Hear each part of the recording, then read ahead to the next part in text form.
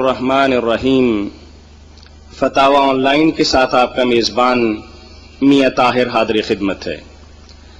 آج کے پرفتن مادی اور الہادی دور میں جہاں طاغوتی اور لادینی قوتیں مسلمانوں کی سیاسی، سماجی، اخلاقی، تعلیمی اور ثقافتی قدروں کو مٹانے کے لیے سرگرم عمل ہیں، وہاں وہ ہماری دینی، مذہبی، فقہی اور عقائدی بنیادوں کو ختم کر کے ہمیں اپنے دین اسلام سے برگشتہ اور گمراہ کرنے کے لیے بھرپور مادی اور معنوی وسائل بروئے کار لائے ہوئے ہیں۔ ان چیلنجز اور مسائل کے حل کے لیے مرکز الحرمین الاسلامی ستیانہ روڈ فیصل آباد نے ایک پروگرام فتاوی آن لائن شروع کیا ہے۔ فتاوی آن لائن یہ پروگرام روزانہ عصر تا مغرب آپ کی خدمت میں پیش کیا جاتا ہے۔ اس پروگرام فتاوی آن لائن میں آپ کی طرف سے آنے والے تحریری اور فون کالز کے ذریعے پوچھے گئے سوالات کے جواب معروف مذہبی اسکالر، ممتاز اور محقق عالم دین حضرت مولانا محمد اسحاق صاحب مد ظلہ العالی کریمیہ مسجد جال والے مرحمت فرماتے ہیں۔ مولانا موصوف اس مسجد کریمیہ میں عرصہ 20 سال سے زائد ہو گئے کہ قال اللہ اور قال الرسول کی صدائیں بلند کر رہے ہیں، اور ہر جمعۃ المبارک کو یہاں ایک علمی اور فقہی مسائل کے سلسلہ میں نشست بھی ہوتی ہے۔ دوست وہاں سے بھی رہنمائی حاصل کر سکتے ہیں۔ اس سلسلہ میں آپ کو کوئی بھی دینی، فقہی، معاشی، معاشرتی، سماجی یا کاروباری مسئلہ درپیش ہو اور آپ قرآن و سنت کی روشنی میں اس کا صحیح اور بروقت حل چاہتے ہوں تو ہمارے ٹول فری ٹیلی فون نمبر 0800-117777 پر کال کر کے مولانا موصوف سے رہنمائی لے سکتے ہیں۔ مرکز الحرمین الاسلامی ستیانہ روڈ فیصل آباد کا یہ پروگرام فتاوی آن لائن انہی اوقات یعنی عصر تا مغرب مختلف کیبل نیٹ ورک پر بھی دیکھا جا سکتا ہے۔ آئیے کال لیتے ہیں اور دیکھتے ہیں کہ کون صاحب ہمارے ساتھ ہیں۔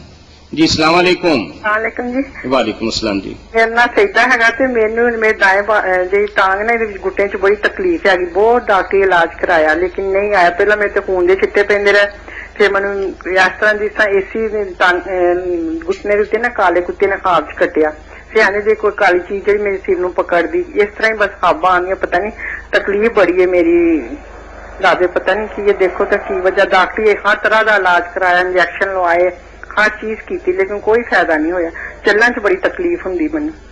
جی مولانا یہ کوئی دسو۔ جی ٹھیک ہے جی۔ اللہ تعالیٰ آپ کی پریشانیاں دور فرمائے، تندرستی دے میری بہن۔ ہاں جی۔ آپ 131 مرتبہ نا، ہاں جی۔ 131 ہاں جی۔ صبح اور شام ہاں جی۔ اول آخر درود شریف ایک مرتبہ پڑھیں، یا سلاموں پڑھیں، السلام یا سلام، بس اس پر میری بہن آپ لگ جائیں انشاءاللہ۔ اللہ تعالیٰ اللہ منت السلام و منک السلام ہے، اللہ کے فضل سے سلامتی ہوگی، تندرستی نصیب ہوگی۔ باقی آپ سوتے وقت نا زیادہ درود شریف پڑھا کریں، بس جب تک نیند نہ آئے درود شریف ہی پڑھتی رہے، انشاءاللہ اس سے جلدی نیند آنا شروع ہو جائے گی۔ یہ میری بہن آپ بس یہ میری تکلیف بہت زیادہ ہے ٹانگ میں، نہیں ہو جائے گی ٹھیک انشاءاللہ۔ ہاں جی، وہ ڈاکٹر کہتے ہیں کہ اس میں وہ پتہ نہیں اسپیس آ گئی ہے گھٹنے میں، اس لیے اس میں وہ گدا جو ہوتا ہے وہ ختم ہو گیا، یہ وہ ایسے ڈاکٹر جیسے اللہ کی طرف سے میری بہن تکلیف آتی ہے نا، وہ اس کو دور کرنے پر بھی قادر ہے، اس سے دعا کی جائے تو انشاءاللہ تکلیفیں دور ہو جائیں۔ جہاں ڈاکٹر بے بس ہو جاتے ہیں نا، وہ اللہ تو پھر اپنی قدرت کا کرشمہ دکھاتا ہے نا۔ آپ دعا کریں، پڑھیں اور یوگ بھی پڑھیں، اللہ شفا بخشے، تندرستی دے۔ ٹھیک ہے بہن، بہت شکریہ آپ کا۔ السلام علیکم۔ وعلیکم السلام ورحمۃ اللہ۔ جی مولانا، حاضرین کی طرف سے ایک سوال آیا ہے کہ طریقت اور شریعت میں فرق واضح کر دیجیے۔ طریقت اور شریعت میں جو فرق کے بارے میں پوچھا گیا نا، یہ ساری اصطلاحیں لوگوں نے بعد میں کر لی ہیں۔ شریعت ہی سب کچھ ہے، اسی میں طریقت ہے، اسی میں حقیقت ہے، اسی میں معرفت۔ اگر یہ کچھ چیزیں ہیں نا دین میں تو ان کا کوئی تذکرہ نہیں، مگر اگر کوئی شخص ڈھونڈتا ہے نا طریقت کو، حقیقت کو، شریعت کو، معرفت کو، تو وہ خود شریعت کے اجزاء ہیں، شریعت سے الگ نہیں، نہ کو اس سے جدی بات ہے، شریعت میں ہی سب کچھ ہے۔ اگر کوئی آدمی کسی عمل کا طریقہ سیکھ لیتا ہے کہ وضو کرنے کا طریقہ کیا ہے، نماز پڑھنے کا طریقہ تکبیر سے لے کر سلام تک کیا، تو اس کو طریقت کہتے ہیں. اس نے سیکھ لیا طریقہ کہ اس کا طریقہ یہ. اور جب ان چیزوں کی حقیقت بھی معلوم کر لی، جیسے روزے کی ایک تو طریقت ہے کہ فجر سے لے کر شام تک کھائیں پیئیں نہیں، مباشرت نہیں کریں، یہ طریقت ہے. اور اگر اس کی حقیقت معلوم کریں کہ روزہ کیوں فرض کیا گیا، کیوں آپ ڈھونڈیں نا اس کی فلسفی اور اس کی حکمت، تو وہ یہی ہے کہ انسان میں تقویٰ پیدا ہو جائے، اللہ تعالیٰ کا شکر گزار بندہ ہو جائے، اور یہ بھوک سے اس کے اندر یہ احساس جو ہے نا یہ پیدا ہو جائے کہ غریبوں پر کیا گزرتی ہے، ایثار کا جذبہ نشو و نما پائے کہ اپنا پیٹ کاٹ کر ان غریبوں کو دے جنہیں یہ کھانا پینا نصیب نہیں ہوتا. یہ ہے اس کی حقیقت. اگر میں کھانا پینا چھوڑا اور یہ حقیقت پیدا نہ ہوئی تو پھر تو اللہ پناہ دے. اللہ کے رسول علیہ السلام نے جو فرمایا کم من صائم لیس من صیامہ الا الظمأ والجوع، بہت سے روزے دار ایسے ہیں کہ انہیں روزے سے سوائے بھوک اور پیاس کے کچھ نہیں ملتا. وہ طریقت ہے کہ اس سے نہیں وضو روزہ نہیں ٹوٹتا، اس نے اس کو کیا کرنا، حقیقت معلوم کریں. کال لیں گے. جی السلام علیکم. جی وعلیکم السلام ورحمۃ اللہ. جی بھائی. جی مجھے مولانا اسحاق صاحب سے کچھ سوال پوچھنا ہے. جی فرمائیے بھائی. کہتے ہیں کہ طلاق کا مسئلہ ہے، جی فرمائیے. اگر ایک شخص نے ایک وقت میں 3 دفعہ طلاق کہہ دیا ہو اپنی بیوی کو یا لکھ کے بھیج دیا ہو، جی تو کیا وہ طلاق مؤثر ہو جائے گی یا وہ 90 دن تک رجوع کرنے کا حق رکھتا ہے؟ جہاں تک میرے بھائی آپ نے پوچھا نا کہ طلاق مؤثر، یہ لفظ الگ ہے. بائن پوچھنا چاہیے کہ اس سے نکاح ختم ہو جاتا ہے. مؤثر تو جب اس نے زبان سے کہہ دی نا، اس نے عمل تو اسی وقت اپنا کر دیا، وہ اور متعلقہ ہو گئی. مگر اس کو شریعت نے حق دیا ہے کہ ایک موقع پر اس نے جتنی جی چاہے کہیں ہوں یا لکھی ہوں وہ ایک شمار ہوں گی. ایک شمار کرنے سے نتیجہ یہ نکلے گا کہ وہ 3 حیض تک، اگر اس عورت کو حیض آتا 3 حیض دیکھے جائیں گے، ان دنوں تک تو وہ رجوع کر سکتا، کہہ دے کہ میں نے طلاق واپس لے لی. ایک چانس جو اس کا تھا وہ تو مس ہو گیا، 2 رہ گئے باقی، مگر رجوع کا حق اس کا ٹھیک ہے، نکاح قائم رہ گیا. اور اگر وہ 3 حیض گزار دیتا تو ایک طلاق سے ہی پچھلا نکاح تو ختم ہو جاتا. مگر پھر یہ موقع رہتا اگر وہ دوبارہ راضی ہو جائیں، اگرچہ 10 سال بھی ہو گئے طلاق کو، تو وہ دوبارہ پھر نکاح کر سکتے ہیں. ان کا ایجاب و قبول براہ راست ہو سکتا ہے، کسی حلالے کی ضرورت نہیں، کوئی کفارہ نہیں. دوبارہ گواہوں کے سامنے نیا حق مہر ہوگا، ایجاب قبول کر کے وہ نکاح کر سکتے ہیں. اس کو تجدید نکاح کہتے ہیں. یہ چانس زندگی میں 2 بار مل سکتا ہے اس طرح کہ پھر کبھی وہ ناراض ہو طلاق دے دے، بے شک جتنی چاہے دے دے، وہ دوسری شمار ہوگی. پھر بھی 3 حیض تک رجوع کر سکے گا. 3 حیض گزر بھی جائیں گے تو نکاح ختم، مگر راضی ہو جائیں تو نیا نکاح. تیسری مرتبہ زندگی میں کہے گا تو پھر نہیں موقع کوئی رہے گا باقی، پھر وہ طلاق مغلظہ ہو جائے، بس بیوی اب اس کے لیے حرام ہوگی، کوئی راستہ نہیں ہے. 3 طلاق کا مطلب زندگی میں الگ الگ موقع پر 3. فتویٰ دیا جا سکتا ہے؟ ہاں فتویٰ آپ جب بھی چاہے لے لیں. میں کچھ ان دنوں میں میری تکلیف ہے، میں لکھتا نہیں، انشاءاللہ روزوں کے بعد آپ نا فتویٰ لے لیں. لیکن مولانا معاملہ یہ ہے کہ رمضان کے بعد وہ طلاق کے جو 3 حیض ہیں نا وہ پورے ہو جائیں گے 16 تاریخ کو، 16 نومبر کو. نہیں آپ یہ کریں نا، اتنا تو کر دینا کہ اسی طرح لکھ کر نا کاغذ پر جی 2 گواہوں کی موجودگی میں کہ میں نے وہ طلاق واپس لے لیا. یہ تو ابھی کر دینا. فتویٰ جب جی چاہے، پھر کوئی انکار بھی کرے گا عورت کی طرف سے، اس کا کوئی نتیجہ نہیں نکلے گا. آپ اس دوران بس جماعت سے تعلق رکھتے ہیں جو لڑکی والے ہیں، نہیں آپ بس نا اتنا کر دیں کہ 2 گواہوں کی موجودگی میں اپنے رجوع کا اقرار لکھ دیں کہ میں نے اس طلاق سے رجوع کر لیا، وہ طلاق واپس لے لیا. یہ لکھ دیں، پھر فتویٰ جب بھی چاہے مجھ سے لے لیں. 10 سال بھی ہو جائیں گے تو آپ کی یہ تحریر جو 3 حیضوں کے اندر ہے نا، یہ آپ کے حق میں نفع بخش ثابت ہو. اور اگر آپ جمعہ کے دن آ جائیں نا تو ہمارے قاری صاحب جو ہیں ان کو میں نے فوٹو اسٹیٹ کرا کر دیے ہوئے فتوے، ان سے لے لیں، وہاں سٹیمپ لگوا لیں، مور بھی میری، پھر مجھ سے دستخط صرف وہاں کرا لیں. جو مسجد کریمیہ ہے جی، مسئلے کریے وہاں فتاوے چھپے ہوئے، ٹھیک ہے جی، مور بھی وہاں ہے، صرف میں دستخط چلو کر اس کے ساتھ آپ بھائی جو ہمارا 3 رمضان کا پروگرام ہے، مولانا نے اس کے اندر تفصیل کے ساتھ طلاق 1 اور 2 اور 3 کے بارے میں بڑی وضاحت کے ساتھ آپ وہ کیسٹس جو ہیں نا CD وغیرہ مولانا کی، فتاوی آن لائن کی اور مسجد کریمیہ والے پروگرام کی، جی شیف کمپیوٹر احمد میڈیکل سٹور کی بیک پر ریک سٹی کے اندر ہے. آپ وہاں سے یہ سیریز حاصل کر سکتے ہیں اور رہنمائی لے سکتے ہیں. بڑی مہربانی، جزاک اللہ جی. جی فرمائیں. جزاک اللہ جی. السلام علیکم. جی وعلیکم السلام ورحمۃ اللہ. یہ ہمارے جو حاضرین ہیں ان کی طرف سے یہ سوال ہے. جی حقیقت مرد طریقت تو سب نے ڈھانچہ ہے، جیسے جسم ہے نا ہمارا، یہ طریقت ہے، ظاہری طریقہ کہ ہاتھ دو، منہ دو، کلی کرو، یہ طریقہ. مگر اس کی غرض جو ہے کہ آدمی جب وضو کر کے فارغ ہو تو اللہ نے وضو کے احکام میں بتایا ان اللہ یحب التوابین و یحب المتطہرین. توابین کا ذکر کیا کہ یہ ظاہری صاف ستھرے ہونے سے وضو نہیں ہوگا، نہ تم نماز پڑھنے کے قابل ہوگے. ان اعضاء کو دھوتے وقت ساتھ ساتھ حقیقت پر غور کرو کہ تم نے اپنے ہاتھ جو سے ظلم کرنا چھوڑ دیا، منہ سے حرام کھانا چھوڑا، توابین توبہ کی ہے. اور اسی لیے بعد میں ہم دعا پڑھتے ہیں اللہم اجعلنی من التوابین واجعلنی من المتطہرین، بعد میں کہتے ہیں. تو حقیقت وضو اور غسل کی ہے توبہ.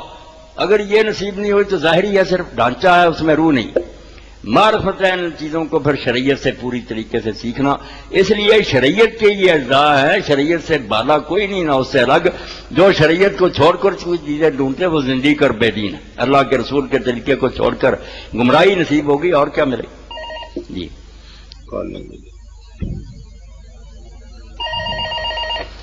جی السلام علیکم. جی تھوڑا اونچا بولیے بھائی. ہاں جی 11 تاریخ کو میں نے ڈاکٹر کے جانا ہے اور میں نے اس میں انجیکشن لگوانا ہے بازو میں. جی 11 تاریخ کو ڈاکٹر سے میں نے بازو میں انجیکشن لگوانا ہے اور میرا روزہ ہے. 11 تاریخ کو انجیکشن لگوانا ہے بازو میں. ہاں جی روزے کے ساتھ. تو روزے پہ فرق تو نہیں ہوگا؟ روزے میں انجیکشن لگوانا بیماری کی وجہ سے کوئی نہیں، اس میں خرابی ہوگی. روزہ آپ کا بالکل صحیح ہے. Thank you. آپ بے فکر ہو کر انجیکشن لگوائیں. جی ایک سوال ہمیں آیا حاضرین کی طرف سے کہ جنت اور فردوس میں کیا فرق ہے، قرآن و سنت کی روشنی میں وضاحت فرماتے.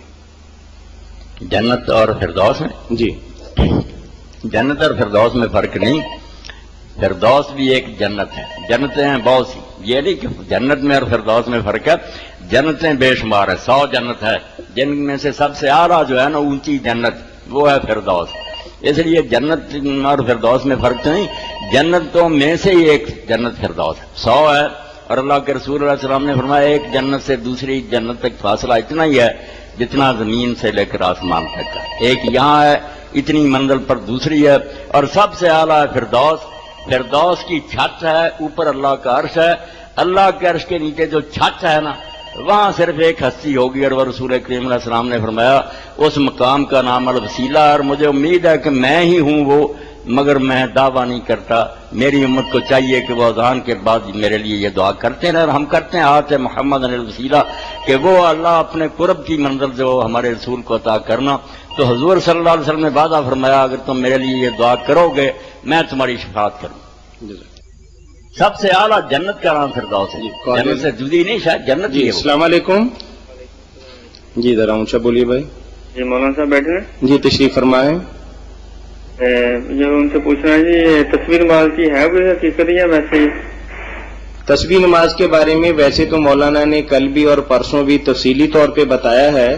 تو آپ میرے بھائی ایسا کیجئے کہ جس طریقے سے ہم روزانہ روزہ رکھتے ہیں اسی طریقے سے روزانہ یہ پروگرام بھی کرتے ہیں.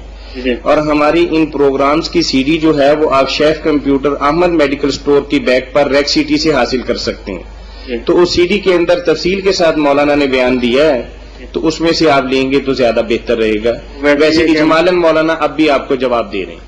صلاۃ التسبیح میرے بھائی پڑھا کریں ضرور، روزانہ پڑھ سکتے ہیں کسی وقت بھی دن کے کسی حصہ میں، رات میں پھر بھی پڑھیں. اور اگر یہ بھی آپ کر لینا تو اس کی بھی گنجائش ہے کہ آپ تہجد کی رکھتے ہیں 4 جو ہیں وہ بھی 2 ہے، اس نیت سے پڑھ لیں کہ تہجد بھی اور یہ صلاۃ تسبیح بھی ہے. اسی طرح زور کی 4 سنتیں اگر موقع ملے بھی دن ڈل گیا آپ شروع کر دیں، جماعت تک آپ 30-40 منٹ میں پڑھ لیں گے، وہ بھی آپ پڑھ لیں. جو رکھتے ہیں ہم پڑھنے کے عادی ہیں نا ان میں بھی نیت صلاۃ التسبیح کی کر لیں اور اس طریقہ سے پڑھ لیں 75 مرتبہ تسبیح ایک رکعت پہ، تو آپ کی سنتیں بھی ادا ہو جائے گی، تہجد بھی ہو جائے گی، اور ساتھ ہی یہ صلاۃ التسبیح کا اجر بھی ملے گا. دین میں بڑی آسانیاں، کوشش کریں، اجر بہت ہے. بہت شکریہ بھائی. یہ پروگرام فتاوی آن لائن روزانہ آپ کی خدمت میں عصر تا مغرب پیش کیا جاتا ہے. اس پروگرام میں مولانا محمد اسحاق حافظہ اللہ تعالی کریمیا مسجد جال والے آپ کی طرف سے آنے والے تحریری اور فون کالز کے ذریعے سوالات کے جوابات مرحمت فرماتے ہیں. جی السلام علیکم. جی السلام علیکم. وعلیکم السلام. جی میں اسما نذیر بول رہی ہوں گلبہار کالونی سے. جی بھائی. میں مولانا محمد اسحاق صاحب سے جاننا چاہتی ہوں کہ جی. اسلام میں ہمسائے کے کیا حقوق ہیں. ہمارے ایک ہمسائے ہمارے دروازے کے سامنے کوڑا پھینک دیتے ہیں اور وہ ہمارے منع کرنے سے باز نہیں آتے. اس کے بارے میں بتائیے.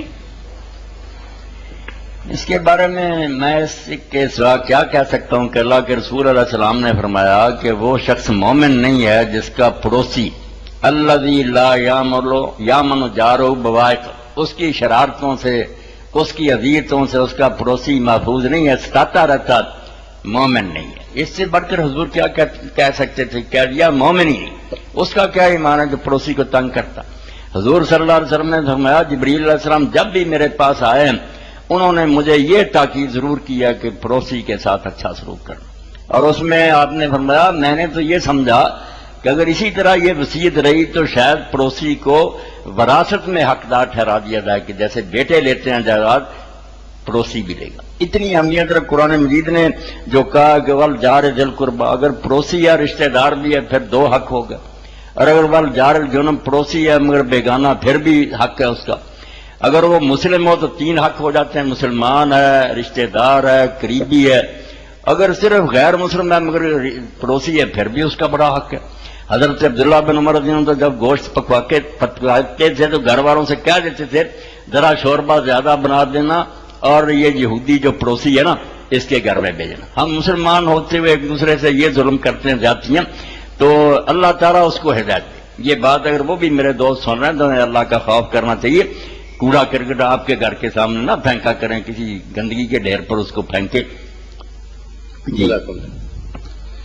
اگر آپ کو بھی کسی دینی مسئلہ کے سلسلہ میں رام رحمت کوئی معاشرتی، اخلاقی، سماجی، کاروباری یا خاندانی مسئلہ درپیش ہو اور قرآن و سنت کی روشنی کے اندر آپ اس کا حل چاہتے ہوں تو ہمارے ٹول فری نمبر نوٹ کر لیجئے 080011777. السلام علیکم. وعلیکم السلام. جی کون بات کر رہے ہیں؟ جی میں تو بات کر رہی ہوں. جی فرمائیے. میرے بیٹے کا نوکری کا مسئلہ ہے. جی جی بیٹے میرے کا نوکری کا مسئلہ. جی فرمائیے. پڑھنے میں کوئی پہ نوکری مل جائے گی سوئی گیس سے؟ مطلب سوئی گیس میں نوکری مل جائے گی؟ ہاں جی. اس کے لیے تو مولانا کوئی اللہ اللہ آپ کو بتا سکتے ہیں، باقی تو محکمے والے ہی بتائیں گے نا. ہاں یہی اللہ. یہ میری جی. جان میں نوکری ملے گی یا نہیں ملے گی اس کی خبر تو میں نہیں دے سکتا، یہ تو علم اللہ کے پاس ہی ہے. اس نے علم غیب نہیں کسی کو دیا. البتہ آپ جو ہے نا پڑھنے کی چیزیں وہ کریں خیر ہو جائے گی. 313 مرتبہ نا ہاں جی. حسب اللہ و نعم الوکیل، بس اتنا ہی. حسب اللہ و نعم الوکیل 313 اور اول آخر درود شریف. یہ دن میں رات میں جب جی چاہے ایک مرتبہ پڑھ لیا کریں. بچے کو بھی کہیں انشاءاللہ کام بنے گا. ایک منٹ ٹھہرے. نوٹ کر لینا. جی جی لکھی. السلام علیکم. جی وعلیکم السلام ورحمۃ. یہ نوٹ کر لینا میرے بھائی. ایک منٹ سر اور دیکھ بند. جی حسب اللہ و نعم الوکیل جی صرف اتنا ہی 313 مرتبہ اول آخر درود شریف. دن اور رات کے کسی حصہ میں بھی اس کو پڑھا جا سکتا. ٹھیک ہے سر. اللہ سنے گا بالکل. اللہ تعالیٰ مہربانی فرمائے گا. جی بہت شکریہ بھائی آپ کا. اللہ حافظ. ہمارے حاضرین کی طرف سے ایک سوال آیا ہے، کیا ضروری ہے کہ وضو کے دوران داڑھی کو تر کرنا ضروری ہے؟ وضو کرتے وقت داڑھی کا خلال کرنا، اس میں انگلیاں پھیرنا، کوئی پھیرتا ہے تو بہت اچھی بات ہے. جو لوگ کہتے ہیں کہ ضرور کرنا چاہیے، ضرور والوں کے پاس دلیل نہیں ملا جلا کرنا بہت سی کمزور رہتے ہیں، وہ نتیجہ نکالتے ہیں. ورنہ کوئی صحیح حدیث جو بالکل پختہ ہو نا اس تخلیل لیہ کے بارے میں ثابت نہیں. اس لیے اتنے تکلف کی ضرورت نہیں. آپ پانی ڈالیں، جو بال گیلے ہو گئے، جو حصہ بالوں سے خالی ہے نا اس کے بارے میں ضرور خیال کریں کہ وہ سوکھا نہ رہ جائے. بال برابر نہ سوکھ. بالوں کی کوئی بات نہیں، بالوں پر پانی ڈال دیں. اور یہ تو سب مانتے ہیں کہ تھوڑی سے نیچے جو لٹکتے ہیں نا ان کو دھونے کی بھی ضرورت نہیں، دھو رہے تو ٹھیک ہے، ورنہ سارے علماء مانتے ہیں کہ اشعار اور مسترسل جو نیچے لٹک رہے ہیں نا، ان کی فکر کرنے کی اتنی ضرورت نہیں، دین بہت آسان ہے، بس منہ پر پالی ڈالے، خیر ہی خیر، جو خالی حصہ اس کی السلام علیکم جی جی وہ سوال کرنا تھا کہ حیض کی حالت میں ہم کتنے کی عبادت کر سکتے ہیں؟ ہم کوئی بک اسلامی پڑھتے ہیں تو اس میں کئی آیات آتی ہیں، تو وہ ہم پڑھ سکتے ہیں؟ جی میری بہن، اس کا بہتر جواب یہ ہے کہ ہماری مولانا کے جو پروگرام ہے نا فتاوا آن لائن کے، اس کی ہم باضابطہ سی ڈی بناتے ہیں، کیبل پر بھی چلاتے ہیں، تو یہ مارکیٹ سے بھی دستیاب ہے۔ شیف کمپیوٹر احمد میڈیکل سٹور کی بیک پر ریک سٹی کے اندر ایک شاپ ہے، وہاں سے آپ 5ویں روزے کی سی ڈی منگوا کے اس کے اندر یہ دیکھ سکتے ہیں۔ پھر بھی مولانا آپ کی تلیف خاطر کی لیے جواب دے رہے ہیں۔ جواب میں دے دیتا ہوں۔ باقی جیسے طاہر صاحب نے بیان کیا نا کہ یہ ساری چیزیں گزر چکی ہیں، بہت سستی وہ دیتے ہیں، صرف 25 روپے کے قریب، کوئی زیادہ نہیں دیتے، وہاں سے ساری 22 روپے یہ ساری سیریز لے لیں انشاءاللہ۔ بہت مسائل، میری بچی آ گئے، سارے حل ہو گئے۔ یہ آپ نے جو پوچھا ہے نا، آپ سب کچھ پڑھ سکتی ہیں سوائے قرآن مجید کے کہ اس کو ہاتھ لگا کر نہیں پڑھ سکتی۔ اگر زبانی یاد ہو نا تو آپ ایام میں پڑھ سکتی ہیں۔ جنبی نہیں پڑھ سکتا، جو مرد ہے نا جس کو غسل کی عادت ہے، اس کا مسئلہ الگ ہے، وہ جان بوجھ کر اپنے آپ کو اس نے معذور بنا رکھا، کیوں نہیں اٹھ کر غسل کرتا؟ اس کو یہ اجازت نہیں کہ وہ زبان سے قرآن مجید کا کوئی لفظ نکالے، غسل کرے۔ پھر باقی جو ہے نا آپ کے دن، اس میں رعایت دی گئی ہے، اس میں کوئی مانت نہیں، آپ قرآن مجید اگر زبانی یاد ہے پڑھ سکتی ہیں، کھول کر بھی پڑھ سکتی ہیں، مگر ہاتھ نہ لگائیں، لکڑی سے اس کے ورق اوٹ لیں۔ باقی ذکر اذکار جتنے وہ کریں، ان میں اگر آپ نے کوئی ورد شروع کیا نا، اسے قرآنی آیات بھی آ جائیں، تو اس وقت آپ قرآن سمجھ کر نہیں پڑھ رہی کہ میں قرآن کی تلاوت، کوئی وظیفہ ہے جو پڑھ رہی ہیں، پھر کوئی بات نہیں۔ جیسے علماء کہتے ہیں کہ یہی سورہ فاتحہ کسی نے کوئی ورد شروع کر رکھا، پڑھے، ہاں کوئی دن ہو، اگر وہ کہے میں نے آج قرآن شریف پڑھنا سبق، پھر نہیں پڑھ سکتے۔ آپ کو تو قرآن مجید زبانی پڑھنے کی بھی اجازت ہے۔ باقی میری بہنیں یہ بات سن لیں، اس میں بھی کوتاہی ہے کہ سرے سے وضو ہی نہیں کرتی۔ یہ سمجھ لیں کہ علماء کو بیوقوف نہیں تھے جنہوں نے یہ بات کہی کہ وقت پر وضو کرے، ان ایام میں بھی مصلی بچھائے، قبلہ رخ بیٹھے، اور جتنی دیر میں نماز پڑھی جاتی ہے اتنی دیر ذکر اذکار درود شریف استغفار کرے، عادت ہی نہ بھول جائے اللہ کی یاد کی، بالکل پوری طرح اللہ کو یاد کرے، صرف نماز باقاعدہ جو وہ چھوڑ دے۔ یہ بات بھی میری سب بہنیں سن لیں کہ باقاعدہ وضو کر کے نماز کے وقت پر قبلہ رخ ہو کر بیٹھ کر اللہ اللہ ضرور کرے۔ یہ سارے علماء اس کی تاکید کریں، بالکل صحیح بات ہے، ورنہ شیطان غالب آ جائے گا۔ کچھ اور پوچھنا چاہیں گی بہن؟ ہاں جی، وہ پوچھنا تھا کہ وہ پاپا نے پینٹ خود کیا ہے، تو وہ پینٹ کے نشان کچھ ان کے ہاتھ پہ بھی لگ گیا اور بالوں پہ بھی، تو اسے وضو ہو جائے گا؟ پینٹ کیا ہے یعنی گھر پہ کچھ رنگ روگن کا کام کیا ہے کہ جس سے ہاتھوں پہ رنگ لگ گیا ہے، تو کیا اس حالت کے اندر وضو کر کے نماز پڑھ سکتے ہیں؟ ہاں پڑھ سکتی، کوئی بات نہیں، اتنی تکلیف کی ضرورت نہیں کہ ضرور اس کو دھوتی پھرے، بس پانی اوپر سے گزر جائے، ٹھیک۔ بہت شکریہ بہن۔ ہمیں ایک سوال موصول ہوا ہے کہ ہیکل سلیمانی کا یہود کے ہاں کیا تصور ہے؟ قرآن و سنت کی روشنی میں اس کی وضاحت اور حقیقت فرما دیجیے۔ ہیکل سلیمانی یہود کے لیے وہی حیثیت رکھتا تھا جو ہمارے لیے قبلہ کی ہے۔ حضرت سلیمان علیہ السلام نے اس مسجد کو بنایا تھا اللہ کے حکم سے، بہت عالی شان مسجد تھی، اس کے نقشے اب تک بھی بائبل کی جو شرح ان میں درج ہوتے ہیں، بڑا سین تھا اس کا، درمیان میں پردے لٹکتے تھے، ایک حصہ عام لوگوں کے لیے تھا، سب نمازی اس میں جا سکتے تھے، ایک حصہ جس میں پردے لٹکتے تھے اس میں صرف لاوی لوگ جاتے تھے، جو علماء تھے نا شریعت کے عالم، صرف وہ داخل ہو سکتے تھے، حضرت ہارون علیہ السلام کی اولاد سے ہوتے تھے، اور اس سے بھی آگے ایک جگہ ہوتی تھی جیسے ہمارا محراب ہے، قدس الاقداس، پاک ترین جگہ، اس میں صرف سردار کاہن جاتا تھا، جو امت کا امام اور پیشوا ہوتا تھا نا، صرف اس کا داخلہ ہوتا تھا اور کوئی اندر نہیں جا سکتا، اور وہاں ہی وہ تابوت رکھا ہوتا تھا جس میں تورات شریف کا نسخہ تھا، من تھا، سلوہ تھا، حضرت موسیٰ علیہ السلام کی یادگار ہے جس کا نام قرآن نے بھی تابوت لیا، تابوت سکینہ کہتے ہیں نا، یہ محراب میں رکھا ہوا تھا، اس کی طرف رخ کر کے یہ لوگ نماز پڑھتے تھے۔ حقیقت اصل میں یہ تھی کہ بیت اللہ کے علاوہ کبھی کوئی قبلہ نہیں رہا، حضور کو ضرور عارضی طور پر حکم ہوا، قبلہ نہیں تھا یہ، مگر یہود متعصب قوم نے جب حضرت اسماعیل علیہ السلام اور ان کی اولاد سے دشمنی کی نا، حضرت اسماعیل علیہ السلام کی توہین میں کمی نہیں چھوڑی، ہمارے اندر بھی باتیں آ گئیں کہ حضرت سارا ناراض ہوگی اور کہا کہ نکالو ان کو. حضرت ابراہیم علیہ السلام پریشان ہوئے. اللہ نے کہا جیسے سارا کہتی ہو. سارا یہودیوں کی ماں ہے. حضرت ہاجرہ کو دیس نکالا دے دیا. یہ مکہ جو چھوڑ کر گیا اس کو اللہ کے حکم سے نہیں کہتے, کہتے ہیں وہ ہماری ماں کو راضی کرنے کے چھوڑ گئے. اسماعیل کیا تھا, ایک لونڈی زیادہ تھا, توہین کرتے, بہت گندے کلمے لیتے ہیں, نبی مانتے, نبی بھی نہیں مانتے. اس لیے کعبہ کو انہوں نے ضد سے چھوڑ دیا, ورنہ وہ ایک مسجد ہی تھی جیسے مسجد نبوی ہے نا, حضور کی مسجد ہے, نبی علیہ السلام کی بنائی, مگر رخ مکے کی طرف ہے. اسی طرح اس کا رخ بھی جنوب کی طرف تھا. اب بھی ذکر پوچھا جاتا ہے جب یہود سے کہ جنوب کی طرف کیوں اس کا رخ تھا, پھر اگر بیت اللہ مکہ والا قبلہ نہیں تھا اور سائڈ کو بنا دیتے اس کے میرا یہی رخ تھا. قربانیاں بھی ادھر لٹائی جاتی ہیں. قبلہ شروع سے جو ابراہیم علیہ السلام نے بنایا یہی تھا, مگر یہود نے ضد سے اس کو چھوڑ دیا کہ ہم اسماعیل کی اولاد کے قبلہ کو نہیں مانیں گے, وہ بنا لیا. اللہ تعالیٰ نے بھی ابتدا میں آزمائش کی خاطر 17 مہینے حکم دیا کہ ادھر منہ کرو. اب مکے والوں کے لیے یہ موت تھی, ان کا تو فخر ہی یہی تھا عربوں کا کہ ہم اسماعیل علیہ السلام کی اولاد ہیں, بیت اللہ ہی ہمارا سب سے بڑا شرف کا سامان ہے. جب ان کا رخ پھرایا گیا تو اہل ایمان کا ایسے ہی تھا جیسے گلے پر چھری چل گئی کہ ہم اپنے آبائی قبلہ کو چھوڑ دیں.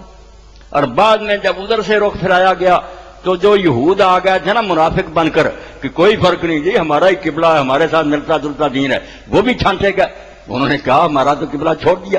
تو دراصل قبلہ ہمیشہ سے بیت اللہ ہی ہے جو مکہ میں.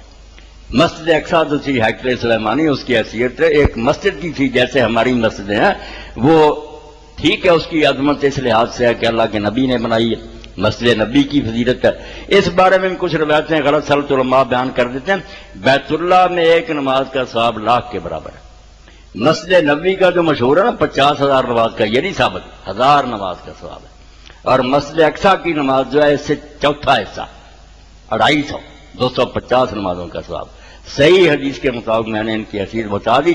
اور ان 3 مسجدوں کے علاوہ کسی مسجد کی طرف صرف نماز کے لیے جانا اس کا کوئی فائدہ نہیں. باقی ساری نمازیں مسجد جو برابر ہے ثواب ان کا. اس لیے فیصل مسجد کتنی شاندار بنی, ثواب نہیں وہاں زیادہ, ثواب صرف ان 3 مسجدوں میں, باقی مسجدوں سے بڑھ کر 250 1000 اور 1,00,000.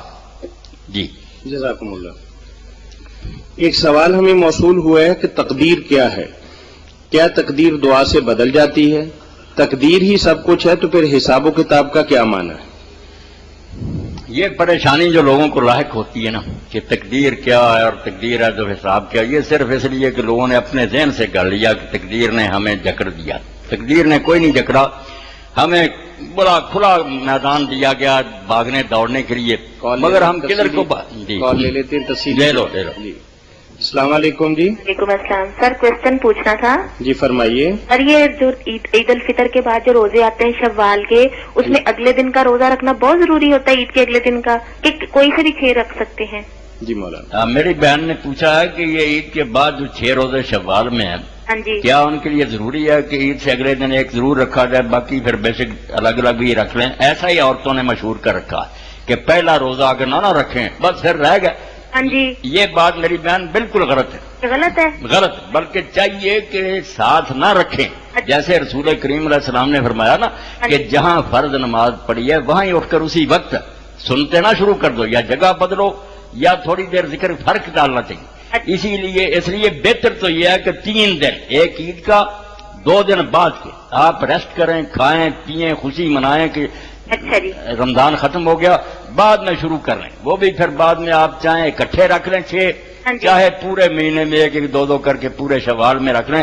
انشاءاللہ وہ ثواب اور فضیلت جو سرکار دو عالم صلی اللہ علیہ وسلم نے فرمائی ہے کہ جو رمضان کے روزے رکھے اور بعد میں شوال میں 6 رکھے, اس کو اتنا ہی اجر ہے جیسے پورے سال کے روزے سے. اللہ توفیق دے رکھیں, مگر یہ خیال ذہن سے نکال دیں کہ شروع ایک پہلے دن کرنا کوئی ضروری نہیں. اچھا جی, ایک اور سوال ہے جی کہ اگر جو ہم عورتوں کی تراویح پڑھا رہی ہے نا لڑکی, وہ ایک دن بائی چانس پہلے تھی نا, ساتھ پیچھے مکبر تھی ایک دن, تو ایک دن کوئی بھی نہیں تھا, تو ایک دن ہم نے کہا کہ ہم پیچھے قرآن مجید کھڑے ہو کے پڑھ لیں, آپ کی غلطیاں چیک کر لیں, تو وہ کہہ رہی ہے کہ نہیں, جو صرف حفظ قرآن اور نماز میں ہی کھڑا ہوگا وہی اس کی عوام کی غلطی نکال سکتا ہے, دوسرا نہیں نکال سکتا باہر کھڑا. سامیہ کے بارے میں اصل سوال ہے. جی آپ نے جی۔ پوچھا نا کہ کچھ بچیاں تراوی پڑھ رہی تھیں، ان میں کوئی حافظہ نہیں تھی، تو پھر ہم نے کیا کہ کوئی عورت پیچھے قرآن مجید لے کر کھڑی ہو جائے، ہاں جی۔ اگر کوئی غلطی ہو تو پھر قرآن مجید لے کر ٹوک دے۔ ایک ہی لڑکی تھی اس دن امام کے طور پر حافظ قرآن، تو پیچھے سے کوئی مطلب قرآن مجید کھول کے دیکھ کے غلطی نکال سکتا ہے؟ نہیں، انہوں نے ٹھیک کہا کہ جو نماز میں شامل نہیں نا، مقتدی نہیں، ہاں جی اس کو نہیں ٹوکنا چاہیے، کیونکہ اگر وہ ٹوکے اور امام اس سے سیکھ لے تو یہ تو پھر سیکھنا سکھانا ہو گیا نا، جیسے نماز سے باہر ہوتا ہے۔ ہاں جی یہ تعلیم کا سلسلہ نہیں ہونا اچھا چاہیے۔ جی۔ نماز جو ساتھ پڑھ رہی ہے نا بچی، وہ اگر ٹوکے اس کا حق بنتا ہے۔ نہیں تو اگر وہ ایک دن صرف ہو ہی اکیلی، مجبوری ہو ایک دن ہو ہی اکیلی امام والی، اس کے علاوہ اور کوئی ہو نا اس کی غلطی ٹوکنے والی، تو جو بچی ساتھ پڑھ رہی ہے نا، ہاں جی وہی اپنے ہاتھ میں قرآن لے لے، جیسے وہ باہر کھڑی ہو کر ٹوکتی ہے نا، وہ نماز اس کے ساتھ شروع کرے، قرآن ایک ہاتھ باندھ لے، ایک ہاتھ میں قرآن مجید رکھے، اچھا جی۔ جہاں غلطی آئے ٹوک دے۔ ہاں جی، یا ساتھ والے سٹول پہ رکھ کے دیکھ لیں، سب ہاں اٹھ کے بے دیکھ شک لیں گے وہ اس چیزوں کو۔ ساتھ رکھے، مگر نماز اس کے ساتھ پڑھے۔ ہاں جی، نماز ضرور پڑھے ساتھ۔ ہاں ساتھ پڑھے، بے شک رکھ لے سٹول پر ہی قرآن مجید، اس میں سے دیکھ کر بتا دے۔ اچھا جی ٹھیک ہے، شکریہ جی، بہت بہت، شکریہ۔ السلام علیکم۔ وعلیکم السلام ورحمۃ اللہ۔ میرے کئی بہن بھائی ایسے سوالات بھجوا دیتے ہیں جن کا جواب براہ راست نہیں دیا جا سکتا۔ دین کے ساتھ اس کا تعلق ضرور ہے، لیکن چونکہ کیبل پر ریکارڈڈ یہ پروگرام ہوتا ہے، اس کے اندر بے شمار ایسی باتیں جو ہماری چھوٹی بہنیں اور بیٹیوں کے لیے سننے والا نہیں ہے، تو اس سلسلہ کے اندر ہم گزارش کریں گے کہ اگر کسی بہن بھائی کو اس طرح کا مسئلہ درپیش ہو تو ہمارا ایڈریس نوٹ کر لیں۔ مرکز الحرمین الاسلامی، گل بہار کالونی، نزد موتی مسجد، ستیانہ روڈ، فیصل آباد۔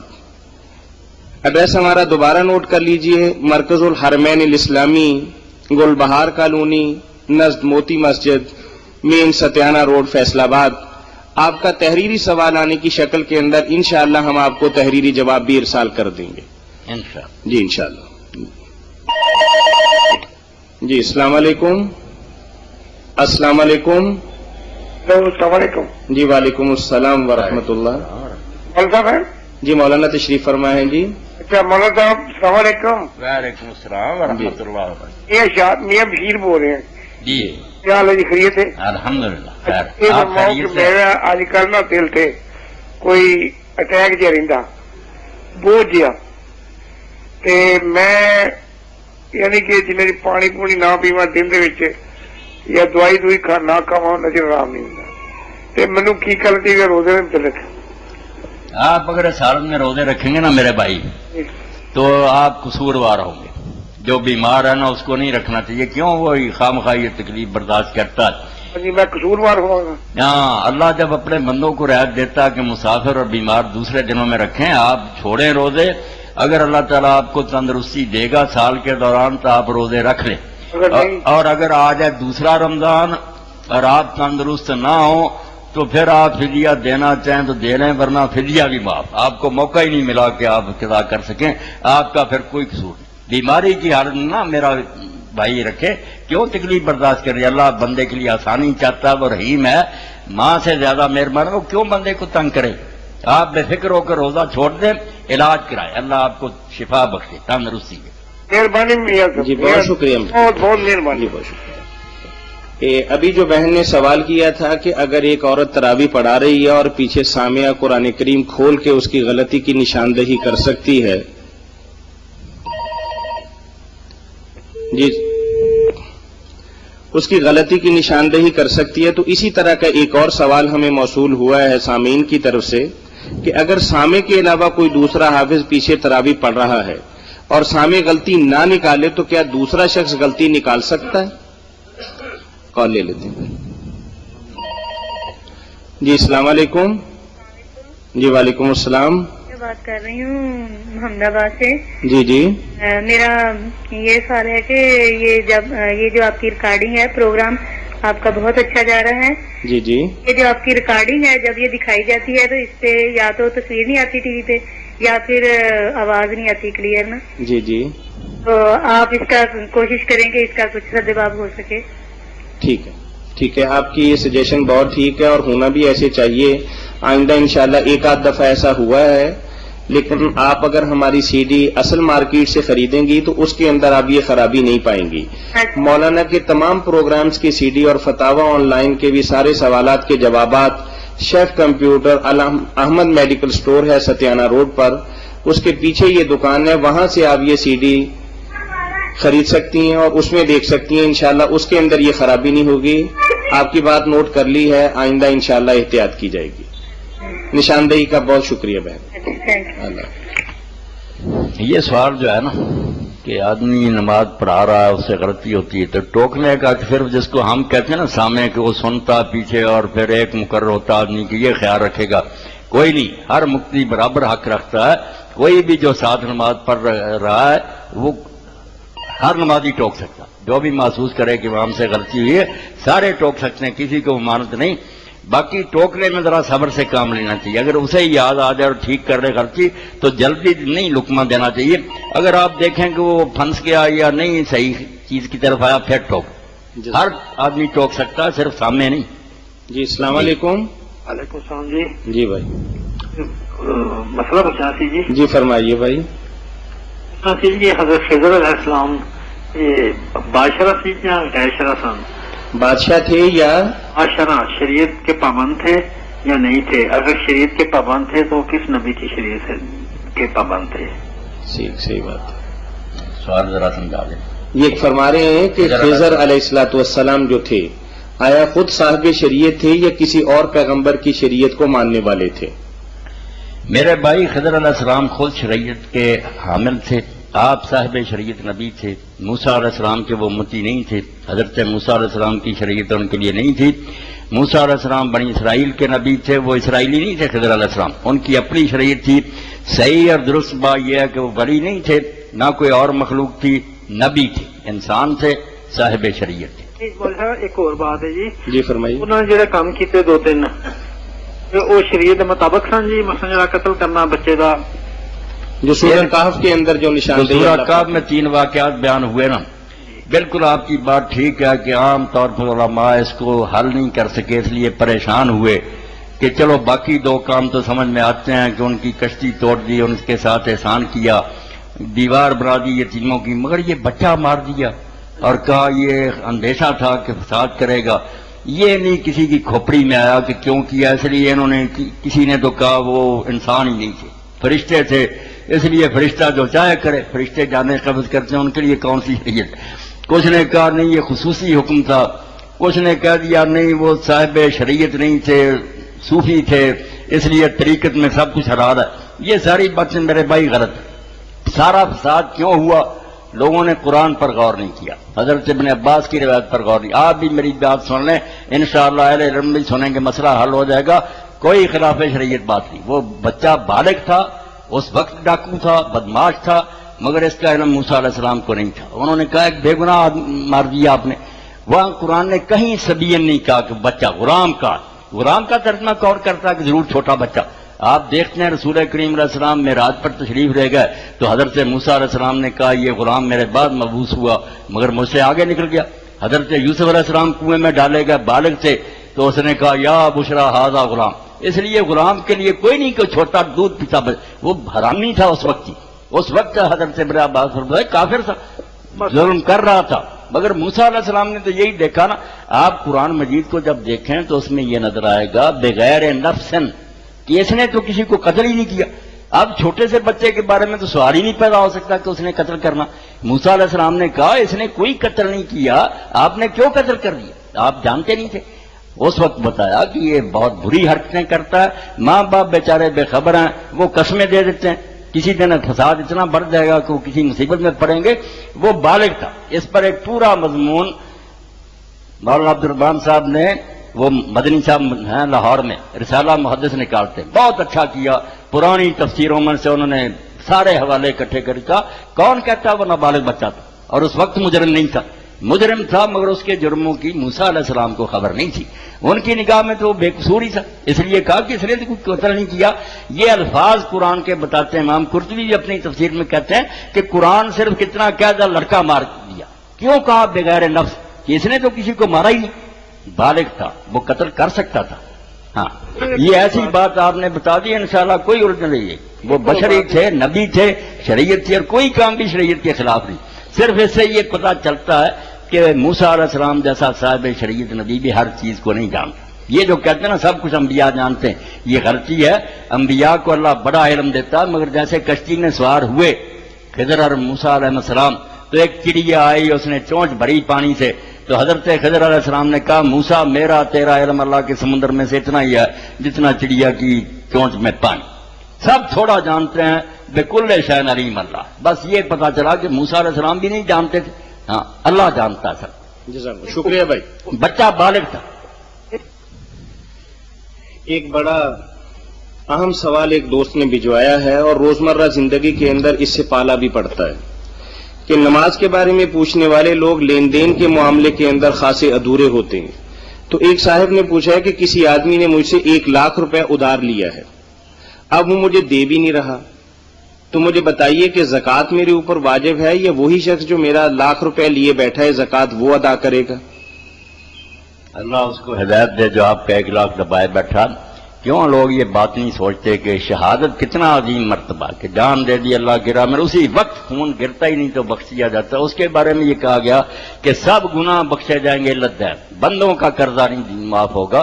تو کیوں ظالم یہ ظلم کرتے ہیں، عمرے کرتے ہیں، حج کرتے ہیں، نمازیں پڑھتے ہیں، لوگوں کے حقوق دبا لیتے ہیں.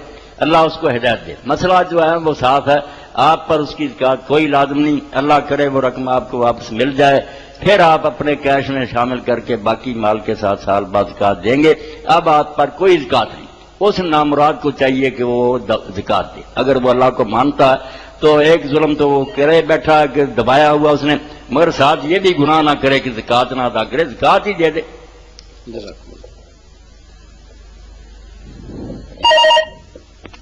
جی السلام علیکم. السلام علیکم. جی وعلیکم السلام. ہاں ورحمۃ صاحب جی جی بیٹھا ہوں. جی بیٹھے ہیں. جی ارے پوچھنا سیگا بالاں نو ڈائی کا رنگ کر دے رہے جی جی یعنی کالے رنگ تو علاوہ ہو جڑے مختلف مارکیٹ اویلیبل ہیں براؤن یا ہور ڈارک براؤن یہ کیتے جا سکتے ہیں؟ یہ بالوں کو رنگنے کے بارے میں جی بس یہی چاہیے کرنا کہ مرد جو ہے نا وہ اپنے سر کے بال سیاہ نہ کرے، اس سے بچے. باقی جس رنگ کے چاہے رنگ لے، کوئی ڈر نہیں، رنگ لینا چاہیے. بازار میں جو بھی ملتے ہیں وہ کیے جا سکتے ہاں کر سکتے. کالے کے علاوہ ہاں بالکل سیاہ جو ہے نا خالص سیاہ، اس سے بچیں. اگر سیاہ بھی اس طرح کا ہو نا جیسے صدیق اکبر رضی اللہ تعالیٰ عنہ کرتے تھے کہ ہننا تھا اور اس کے ساتھ ملا لیتے تھے. ایک چیز ایسی تھی کہ اس سے سرخ ہوتی تھا رنگ، ایک سے سیاہ، تو درمیان میں ذرا ہو جاتا تھا سرخ سیاہ ملا جلا. تو ایسے بھی کر لیتے کوئی بات. اچھا ڈارک براؤن جسے کہتے ہیں وہ ہو سکتا ہے؟ جی ہو سکتا ہے. ٹھیک مہربانی. جزاکم اللہ. مولانا تقدیر کے بارے میں آپ فرما رہے تھے. تقدیر کے بارے میں جو بات پوچھی ہے نا، تقدیر صرف اللہ تعالیٰ کے سابق علم. ہم جو کریں گے نا بندوں کو بعد میں پتا چلے گا کس نے یہ کیا. اللہ پیش کی جانتا. کریں گے ہم اپنی آزاد مرضی سے، کوئی دباؤ نہیں، کوئی جبر نہیں.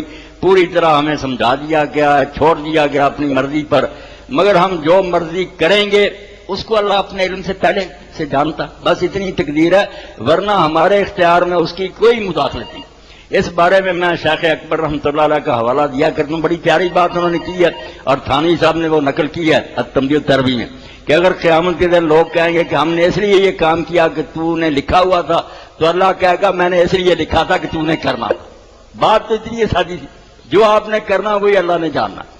اس لیے یہ جو کہتے ہیں نا کہ تقدیر بدل جاتی ہے، یہ سوال غلط ہے. تقدیر نے کیا بدلا؟ تقدیر تو اللہ کے علم کا نام ہے. آپ بیمار ہیں، بعد میں دعا کی شفا ہوگی، یہ بھی تقدیر میں ہی تھا. تقدیر بدلی کوئی نہیں، یہی تھا کہ بیمار ہوگا، دعا کرے گا.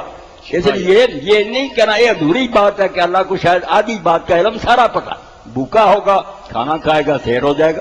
سارا جو ہے نا سلسلہ اسباب کا اور مسبات کا کہ کاز یہ ہوگی، رزلٹ یہ ہوگا، سب کو اللہ جانتا. اس لیے بدلتا وغیرہ کچھ نہیں. رسول کریم علیہ السلام سے جب پوچھا گیا کہ یہ دوا جو ہم کرتے ہیں علاج یا جھاڑ پھونک اس سے تقدیر بدل جاتی، فرمایا نادانو حیا من قدر اللہ، یہ خود تقدیر میں ہے. جس تقدیر میں بیمار ہونا اسی میں یہ ہے کہ یہ دم کرے گا اور دوائی کہے گا. اس لیے بدلنے کا لفظ نہ بولا کرے، یہ سوال ہی سرے سے ختم کر دیں. یہ سیلف کنٹراڈکٹی ہے، تقدیر کہنا اور پھر بدلنا. تقدیر میں سب کچھ ہے، جو کچھ ہوتا جائے گا نا سب کو اللہ پہلے ہی جانتا. بدلتا وغیرہ کچھ نہیں، کرتے آپ اپنی مرضی سے. تقدیر آپ کو کوئی نہیں باندھتی. جی السلام علیکم. وعلیکم السلام. جی ایک مسئلہ پوچھنا تھا سر. جی فرمائیے بھائی. غرض سے کہ اگر بندہ کوئی مقروض ہوئے فوت ہو جائے تے اودی اگر زکات دی مد وچوں او دا قرضہ ادا ہو سکتا ہے یعنی مقروض کا میت مقروض ہو جی تو زکات کی رقم سے آیا اس کا قرض ادا کیا جا سکتا ہے؟ جی مقروض میت ہو میرے بھائی یا زندہ ہو، والغارمین قرآن نے کہہ دیا کہ جن کے ذمہ قرضہ ہیں، کچھ ایسے واجبات ہیں، اس کے لیے الگ مد رکھ دی زکات میں کہ ان کا بوجھ تو ضرور ضرواؤ، ان کی گردنیں پھنسی ہوئی ہیں چھڑاؤ، کیونکہ آپ نے فرمایا نا کہ جو آدمی مرے اور قرض اس کے ذمہ وہ اس وقت تک نہیں رہائی پاتا جب تک اس کا قرض ادا نہ کیا جائے. اس لیے بہت بڑی نیکی ہے کہ آپ قرض سے ہی اس بیچارے کا قرض ادا کر دیں، وہ رہا ہو جائے، انشاءاللہ زکات بھی ادا ہوگی، اس بھائی کے ساتھ نیک سلوک کا بھی اجر ملے گا. زندہ ہو آدمی مقروض یا فوت شدہ کوئی فرق نہیں، قرضہ ادا کرنا چاہیے، زکات کی مد سے کر دے ادا. جی بہت شکریہ بھائی آپ کا. پوچھنا تھا کہ جی مرنے والا جو ہے وہ تو اس کی جو بیوی ہے وہ ہے اس وقت جی جی جی ہاں، تو اگر وہ پہلے اس کی بیوی کو پہلے زکات دی جائے، وہ دے اس کے قرضے دار کو کہ پھر ڈائریکٹ دے دیں ہم ان کو جی. میرے بھائی یہ جو ہیلے ہیں نا تملیغ کے کہ اس کو دیں پھر وہ ہاتھ لگا کر دوسرے، اس کی کوئی ضرورت نہیں. آپ جب جانتے ہیں کہ فلاں آدمی قرض خواہ ہے، اس نے اس سے قرضہ لینا، اس کو جا کر آپ سیدھا دیں کہ بھائی فلاں نے جو قرضہ دینا تھا لے لیں، بس وہ اس کی طرف سے ادا ہو گیا. اور آپ یہ بھی بے شک نہ بتائیں کہ یہ زکات کی مد سے، یہ کہنے کی کوئی ضرورت نہیں. آپ کو علم ہونا چاہیے، آپ اپنے کھاتے میں لکھ لیں کہ اتنی زکات میں نے اس مد میں دی ہے، اس کو بتا دیں کہ میں یار اس کی طرف سے قرض دے رہا ہوں، بس قصہ ختم. یعنی کہ زکات دینے والے کی زکات ادا ہو جائے گی. بالکل صحیح زکات ادا ہوگی، اتنی اچھی ہوگی کہ اس کا آپ اندازہ بھی نہیں کر سکتے. اللہ اجر دے گا، بالکل اس کا قرضہ اتاریں اور ڈائریکٹ اتاریں، کسی کو نہ دیں. مہربانی، شکریہ جی. فتاوی آن لائن یہ پروگرام روزانہ آپ کی خدمت میں عصر سے مغرب تک پیش کیا جاتا ہے. اس پروگرام میں آپ کی طرف سے آنے والے تحریری سوالات اور فون کالز کے ذریعے حضرت مولانا محمد اسحاق مدظ اللہ العالی کریمیا مسجد جال والے قرآن و سنت کی روشنی کے اندر جوابات مرحمت فرماتے ہیں.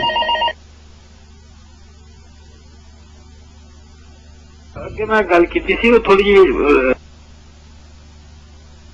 السلام جی کہ اس لیے نہیں کہ ہمیں اطلاع نہیں نا اس نے یہ کام کیے ہیں، ہم تو اگر کریں گے تو گواہ پیش کرنے پڑیں گے، ثبوت دینا پڑے، ورنہ عدالت ہمیں قتل کر دے گی کہ تم نے کیوں ایک آدمی کو بلا ثبوت قتل کیا. یہ معاملہ تو حضرت موسیٰ اور ان کے درمیان ہی چل رہا تھا، نہ کوئی عدالت، نہ لوگوں کے سامنے، نہ کچھ نہیں، نہ کوئی کیس بنا. یہ ایسی صورتحال میں تو جیسے یہ لوگ غیرت کا قتل کرتے ہیں نا، اور ٹھیک ہے کہ پھر انہیں عدالت میں تو ثابت کرنا پڑے گا کہ اس لیے کیا، ورنہ قتل تو کر سکتے ہیں. عین جرم کے موقع پر آپ بھی کر سکتے ہیں، جس کی وہ عزیزہ وہ بھی قتل کر سکتے. جب جرم ہو رہا نا اس وقت شریعت پہ ہر بندے کو حق ہے کہ ان کی گردن اٹھا دے، یہ ہم میں بھی حق ہے، مگر بعد میں نہیں ہم ایسا کر سکتے. وہ تو اللہ تعالیٰ موسیٰ علیہ السلام کو دکھا رہا تھا کہ جو چیزیں آپ نہیں جانتے دوسروں کو میں بتا دیتا. اب ہماری طرف سے وہی کوئی نہیں آئے گی، ہم نہ نبی ہے نہ کوئی وہی یقینی آئے گی. توبہ کا موقع بھی تو دینا چاہیے نا جی کہ توبہ شاید کر جائے. توبہ کا موقع بھی ملنا چاہیے کسی نے کوئی شاید توبہ کر جائے. کیا موقع ملنا چاہیے؟ توبہ کا موقع تو ملنا چاہیے. توبہ کا موقع تو اللہ تعالیٰ دیتا ہے، مگر ایک آدمی گناہ پڑا رہا ہے، بہت دیر ہو جائے، پھر کب تک موقع ملنا؟ اللہ نے کہا کہ توبہ کر لو پکڑے جانے سے پہلے، ورنہ جب عدالت میں کیس چلا گیا پھر کہو میں نے توبہ کی، نہیں، ہاتھ کٹے گا. کسی اور سے لاگو نہیں جی، صرف انہوں نے آتا ہے نہیں ہو، اور کیا کوئی نبی ہو اس کو اس طرح وہی آئے تبھی ہے نا. ہاں جی، ورنہ آپ کو کیا پتا کہ یہ کرتا یا نہیں کرتا. وہ نبوت کی وجہ سے انہیں اطلاع ملی، اس لیے انہوں نے قتل کیا. چلیں بہت شکریہ بھائی آپ کے کال کرنے کا. اگر مزید اس سلسلہ کے اندر مولانا سے آپ گفتگو کرنا چاہیں تو کریمیا مسجد کے اندر ہر جمعۃ المبارک کے روز عصر کے بعد یہ نشست ہوتی ہے، اس میں آ کے مولانا سے آپ تفصیلی رہنمائی لے سکتے ہیں. تشریف لائیں. بڑی کریمیا مسجد رحمان جیولر والی گلی کے اندر ستیانہ روڈ پر واقع ہے. مولانا عرصہ 20 سال سے زائد ہو گئے کہ وہاں قال اللہ اور قال الرسول کی صدائیں بلند کر رہے ہیں، اور وہاں دعوت و تبلیغ کا سلسلہ جاری ہے. اگر آپ کو بھی اس سلسلہ کے اندر براہ راست مولانا سے ملنا چاہیں، ان سے کوئی ذاتی طور پر رہنمائی لینا چاہیں، یا کسی مسئلہ کے حل کے سلسلہ میں کوئی وظیفہ پوچھنا چاہیں تو جمعۃ المبارک کے روز وہاں آپ ان سے ملاقات کر سکتے ہیں. فتاوی آن لائن کے ذریعے بھی آپ فون کالز کر کے مولانا سے قرآن و سنت کی روشنی کے اندر رہنمائی لے سکتے ہیں. آپ ہمارا ٹول فری نمبر نوٹ کر لیجئے 0800 11 777. یاد رہے کہ یہ پروگرام روزانہ عصر تا مغرب پیش کیا جاتا ہے اور مختلف کیبل نیٹ ورک پر بھی دکھایا جاتا ہے. جی السلام علیکم. وعلیکم السلام. جی رمضان سرفی بات کر رہا ہوں. میں نے مسئلہ پوچھنا ہے مولانا صاحب سے. جی پوچھنا سرفی صاحب. مولانا یہ دسو کہ ضعیف آدمی تے کوئی روزہ چھڈن دی حد کی ہے؟ بڑھاپے وچ کیا کوئی چھوٹ دیتی اسلام نے ضعیف آدمی نو؟ کیڑی عمر چ روزہ چھڈ سکدا؟ اس کے لیے سرفی صاحب کو عمر تو متعین نہیں کی جا سکتی. کئی لوگ جہاں جلدی کمزور ہو جاتے ہیں، زیادہ بوڑھے بھی نہیں ہوتے مگر ایسے ہو جاتے ہیں کہ وہ روزہ نہیں برداشت کر سکتے. کئی کافی بوڑھے ہو کر بھی اتنی طاقت رکھتے ہیں کہ وہ روزے رکھ سکتے ہیں. اس کا فیصلہ تو وہ خود کرے گا. اس کا اپنا ہی دل جو ہے نا مفتی ہے وہی بتائے گا کہ مجھ میں ہے اس کو برداشت کرنے کی طاقت یا نہیں. جو واقعی کمزور ہو چکا عمر خواہ اس کی تھوڑی ہو یا زیادہ، اس کو روزہ معاف، وہ روزہ نہ رکھے. اس کے بعد دونوں صورتوں میں سے جو چاہے کر سکا. اگر وہ فدیہ دے سکتا ہے تو دے دے، اور اگر فدیہ دینے سے بھی رہ گیا تو سرفی صاحب بالکل آپ خوش رہیں، کوئی اس کو فدیے کی ضرورت نہیں، روزہ اس کے سر سے اتر گیا. کیا وہ اس قابل ہی نہیں رہا، نہ جسمانی طاقت نہ مالی، کچھ بھی نہیں اس کے ذمہ. جی جزاکم اللہ. محمد ادریس شیخ صاحب نے ہمیں ایک سوال بھجوایا ہے کہ اللہ تعالیٰ کی رویت جس کا نبی کریم صلی اللہ علیہ وسلم نے مختلف احادیث کے اندر اظہار فرمایا ہے، اس کی ذرا تھوڑی وضاحت فرما دیجئے. بس اس بارے میں میرے بھائی جتنا رسول کریم علیہ السلام نے بتایا کہ لوگ اپنے رب کو قیامت کے دن دیکھیں گے، کس طرح دیکھیں گے، رب کیا ہوگا، ہمیں کیا آنکھیں ملیں گی، اس بارے میں ہم جو بات بھی کریں گے وہ اپنی حد سے تجاوز، نہ میرے بس میں نہ آپ کے بس میں. اس پر ایمان رکھیں جو آپ نے کہا ہے، اور اللہ سے دعا کریں کہ ہمیں اللہ کے چہرے کا دیدار نصیب ہو جائے. باقی اللہ کیا، اس کا چہرہ کیا، دیدار کیسے ہوگا، جب یہ دولت نصیب ہو جائے گی انشاءاللہ آپ کو بھی ذریعہ صاحب پتہ چلا جائے گا. ہمیں بھی ان باتوں میں متشابہات میں زیادہ الجھنے کی ضرورت نہیں. جتنے سوال کریں گے نا تشریح پھنستے چلے جائیں گے. بس ایمان رکھے اتنا ہی جتنا دین میں آیا کہ ہوگا یہ ضرور. جزاکم اللہ. ابھی جو سوال موصول ہوا ہے اس سے پہلے مولانا 6 رمضان المبارک کو اس کا تفصیلی جواب دے چکے ہیں کہ مساجد اور مختلف دینی اداروں کو اگر کوئی بندہ صدقات و خیرات اور زکوٰۃ کی مد کے اندر رقم دیتا ہے تو بہت زیادہ استفسار کی ضرورت نہیں. پھر بھی اس کی وضاحت فرما دیجئے مولانا. میں نے اس دن بھی عرض کیا تھا کہ جو متولی ہیں نا اداروں کے، ان کی یہ ذمہ داری نہیں کہ وہ یہ ڈھونڈتے پھریں کہ یہ رقم کہاں سے لایا کہاں سے نہیں لایا. ان کو اگر صحیح طریقے سے وہ دے رہا، کوئی چوری نہیں وہ متولی کر رہا، نہ ڈاکو لے لے. باقی اگر اس نے حرام طریقہ سے کمایا، اس کو کوئی اجر نہیں ملے گا، یہ پکڑا جائے گا. مدرسے اور مسجد کو اس کا کوئی نقصان نہیں، وہ لے لیں جو بھی دیتا ہے ان کو یہ فن. جی یہ پروگرام فتاوی آن لائن آپ کی سہولت کے لیے آپ کے مذہبی، دینی اور معاشی اور معاشرتی اور سماجی اور خاندانی معاملات کے حل کے لیے پیش کیا جاتا ہے. اگر آپ بھی کسی مسئلے کا قرآن و سنت کی روشنی کے اندر حل چاہتے ہوں تو ہمارے ٹول فری نمبر 08001117777 پر کال کر کے مولانا محمد اسحاق مدذلہ العالی کریمیہ مسجد جال والے سے رہنمائی لے سکتے ہیں. تو مولانا ایک سوال ہمیں موصول ہوا ہے کہ کیا سگریٹ اور پان وغیرہ حرام ہیں یا مکروہ ہیں؟ سگریٹ کے بارے میں تو اب جو تحقیق ہو گئی ہے کہ یہ اتنی مہلک بیماریوں کا سبب ہے کہ اپنے آپ کو موت کے گڑھے میں پھینک رہا. اس کے لیے زیادہ صحیح تو وہی رائے معلوم ہوتی ہے جو علامہ غلام رسول سعیدی صاحب شیخ الحدیث ہیں کراچی میں، انہوں نے شرح مسلم میں پورے دلائل کے ساتھ ڈاکٹروں کی آراء اور نتائج سارے لکھ کر صاحب یہ حرام سے کم نہیں ہے. اب بہانے بنائیں گے لوگ تو اللہ کی طرف سے تو گناہ ہوگا ہی ہوگا. اپنے آپ کو موت کے حوالے کریں. کینسر، پھیپھڑوں کا اور ساری بیماریوں کا یہ سبب بنتی ہے. اب حکومت بھی دیکھیں اور کمپنیاں بھی کیسی چالاکی ہے، مضر صحت بھی لکھتے ہیں، اشتہار بھی ان کے دے رہے ہیں. تو یہ تو ہے دو رنگی. صحیح بات یہ ہے کہ مضر صحت ہے، اور دین میں اصول اللہ ضرر ولا ضرار فی الاسلام، کوئی شے جو آدمی کو نقصان پہنچانے والی اس کو حق نہیں. جسم اللہ کی امانت ہے، کوئی اپنی مرضی نہیں کر سکتا کہ میں اس کو بیمار کرنا بھی گناہ ہے. حتیٰ کہ میں جاگتا ہی رہوں عبادت کروں. رسول کریم علیہ السلام نے ایسے ایک صحابی سے فرمایا اِنَّ لِنَفْسِكَ عَلَيْكَ حَقًّا، تیرے جسم کا بھی تجھ پر حق ہے، اس کو آرام کرنے دے. اس لیے کوئی نہیں کہ ہم اس کو جیسے جی چاہے تباہ کریں. سگریٹ نہیں ہونا چاہیے. باقی پان وغیرہ کا مجھے نہیں علم کہ اس سے کیا ہوتا ہے. یہ فضول خرچیاں بہرحال پھونکتے پھرتے ہیں جگہ جگہ. بچنا جو ہے بہتر ہے. یہی پیسے آپ کسی نیک کام پر لگائیں, بچوں کو کھلائیں. کیوں پان کھانے پر ضائع کرتے؟ عادت پڑ جاتی ہے اور روزانہ کئی روپوں کا کھاتے ہیں. بہرحال یہ اسراف اور تبذیر, یہ فضول خرچی. خالد متین صاحب نے ہمیں سوال بھجوایا ہے کہ کل نفس ذائقۃ الموت, وقت سے پہلے کسی شخص کی موت کا تصور اسلام اس کی نفی کرتا ہے. جب مقتول اپنے وقت پر ہی مرتا ہے تو پھر قاتل سے دیت اور قصاص کیوں لیا جاتا ہے؟ نہیں, موت جو ہے وہ تو نہیں بتا دی کہ اپنی موت خود ہی مرے گا. تبھی موت قتل سے بھی موت ہی ہے, اپنے آپ مرنا بھی موت ہے. اس کی موت اگر ہوئی تو اس کے ہاتھ سے ہوئی, اس نے اس کو جو قتل کیا وقت ٹھیک ہے اس کو آیا, مگر اس کو تو حق نہیں تھا قتل کرنے کا. یہ الگ بات ہے کہ اس کے ہاتھ سے یہ جرم ہوا تو اس کو سزا ملے گی. یہ نہیں کہ وقت اللہ کے علم میں ہے کہ اس وقت یہ کام ہوگا تو ہمیں اجازت مل گئی کہ ہم اس کو ضرور ماریں. ہم ماریں گے تو ہم مجرم ہی ہوں گے. اللہ کا علم پورا ہو جائے کہ اس وقت پر یہ بندہ قتل کرے گا, وہ الگ بات ہے. اللہ نے اس کو کہا نہیں کہ تو مارتا ہے تو اللہ کو پتا ہے کہ یہ ظالم مارے گا اور پھر پھانسی چڑھے گا. جی السلام علیکم. السلام علیکم. جی وعلیکم السلام. آپ تاوا آن لائن؟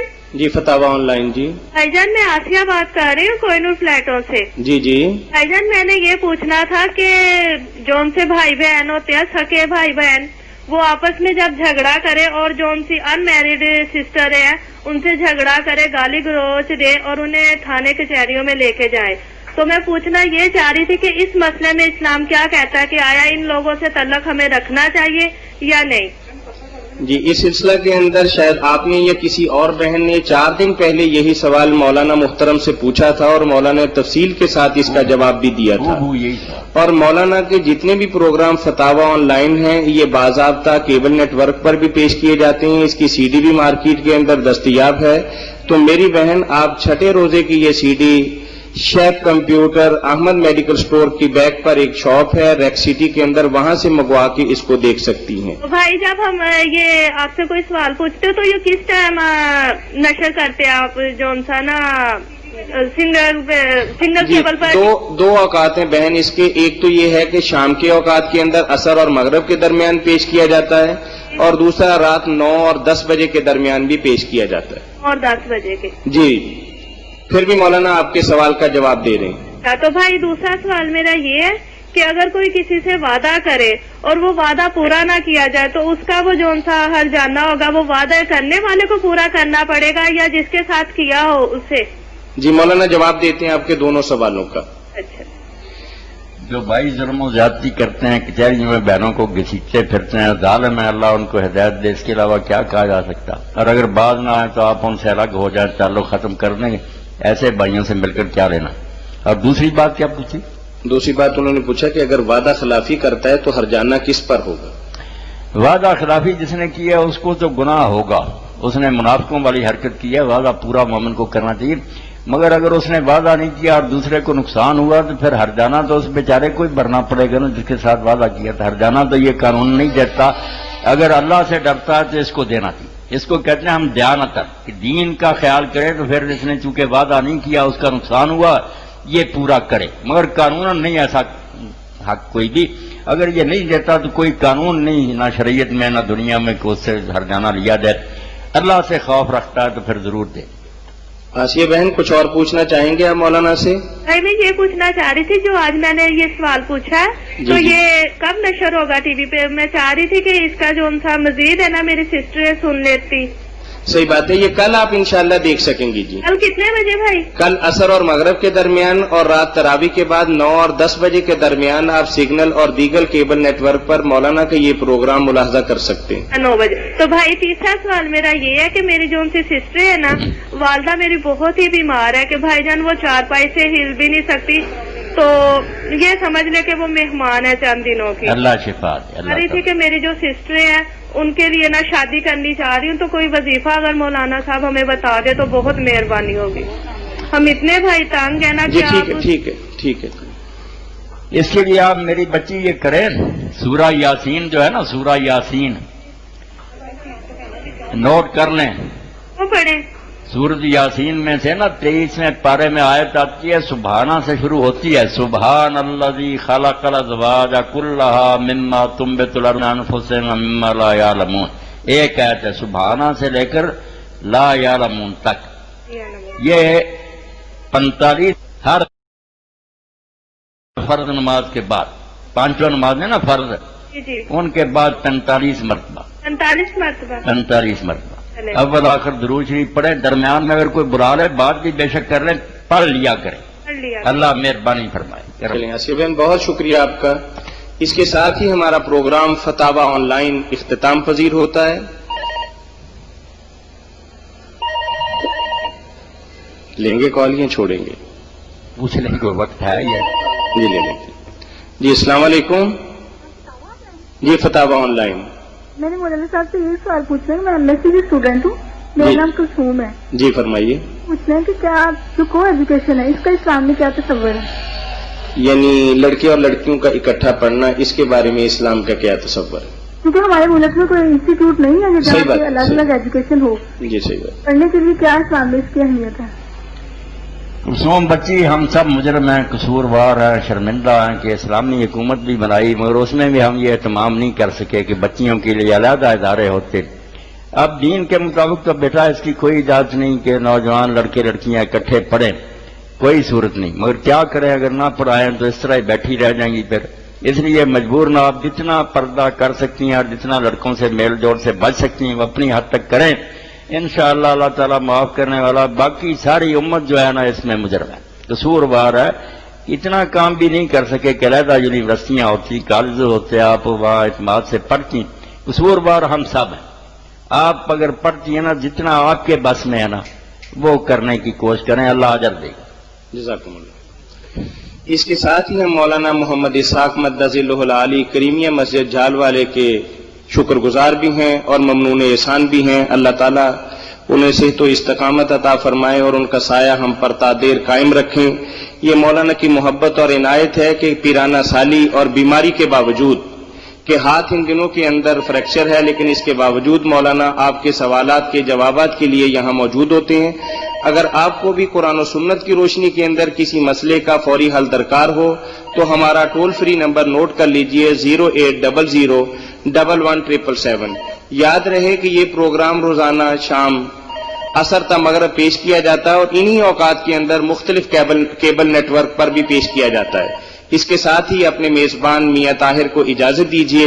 اللہ ہم سب کا نگہبان اور حامی و ناصر ہو۔ اللہ حافظ۔